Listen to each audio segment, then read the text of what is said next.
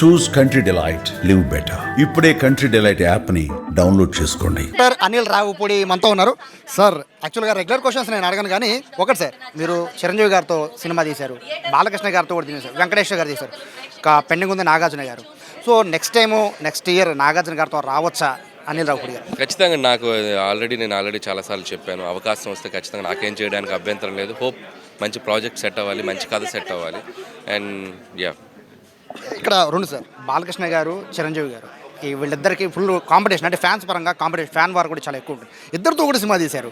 So వీళ్ళిద్దరిని కలిపి ఏదన్నా ఒక కెమెరాలో పర్లేదు కానీ ఇద్దరితో కలిపి చూడాలని చాలా మంది ఫ్యాన్స్ కొన్ని ఏళ్ళుగా ఎదురు చూస్తున్నారు. అది మీకు మాత్రమే సాధ్యం అవుతుందని కూడా ఇండస్ట్రీలో అనుకుంటున్నారు. ఏమంటారు? నాకు కూడా ఉంది. బట్ 50 years సెలబ్రేషన్లో చిరంజీవి గారే చెప్పారు ఏదైనా అద్భుతమైన కథ రాయండి అని, ఆయనే హింట్ ఇచ్చారు.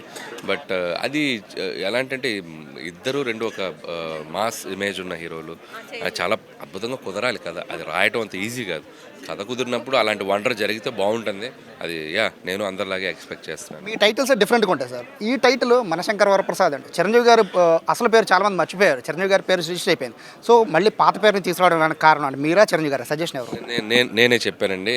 నాకు అదేంటే క్యాజువల్గా ఉండే టైటిల్ పెడదాం సినిమాకి, చాలా కనెక్టింగ్గా కలోక్యల్గా మనం పక్కన మన ఎదురింటోళ్ళని పక్కింటోళ్ళని పిలిచే పేరులా ఉండాలి అని నేను అనుకుని ఈ టైటిల్ పెట్టడం జరిగింది. అది స్లోగా ఫస్ట్ పెట్టినప్పుడు కొద్దిగా ఇదేంటి అని అనిపించినా వెళ్ళే కొద్ది ఆడియన్స్లో ఆ పేరు బాగా నానుతుంది అనేది నేను నమ్మాను.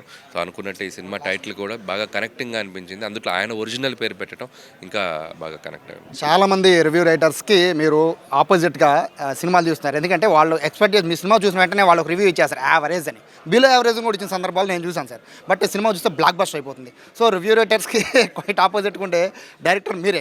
సో ఈసారి ఏం చెప్తారు రివ్యూ రైటర్స్కి? అది నాదేం లేదు, అది ప్రేక్షకులే. నేను కాదు ఆపోజిట్ ఉంది, ప్రేక్షకుల జడ్జిమెంట్ ఆపోజిట్ ఉంది. సో అంటే అందరి నేను తప్పు పట్టలేను, ఒక్కొక్కరిది ఒక ఇండివిజువల్ ఒపీనియన్. సో నాకు అల్టిమేట్గా at the end of the day ప్రేక్షకులు ఎలా రిసీవ్ చేసుకున్నారు, ప్రేక్షకుల సినిమాని ఏ స్థాయిలో నిలబెట్టారు, అదే అల్టిమేట్ రిజల్ట్ అండి. ట్రోలర్స్కి ఏం చెప్తారు సార్? సో నేను ఎప్పుడు it's a part of the life అండి. అంటే ఎవ్రీబడి, నాకే కాదు ప్రతి ఒక్కరూ ఫేస్ చేస్తున్న ఇదే. సో ఏ సినిమా వచ్చినా కూడా దానికి ఆపోజిట్గా కొద్దిగా ట్రోలింగ్ చేయడం అనేది సర్వసాధారణం అయిపోయింది. బట్ దాన్ని నేను పెద్ద సీరియస్గా తీసుకోను, ఎందుకంటే బాగున్న సినిమాని ఎవరూ ఆపలేరు. సో ఒక సినిమా ప్రేక్షకులు నచ్చిందంటే థియేటర్కి వెళ్ళే వాళ్ళని టికెట్ కొనొద్దు అంటే ఎవరైనా ఆగరు కదండి. సో ఆ బాగున్న సినిమా ఎప్పుడు ఆడుతుంది. సో ఇది ఏంటంటే కొద్దిగా మనకు 1-2 రోజులు ఒక ఇంబ్యాలెన్స్ ఉంటుంది. సో అది మనం అలవాటు పడిపోయాము. సో అది పెద్ద ప్రాబ్లం ఏం లేదు.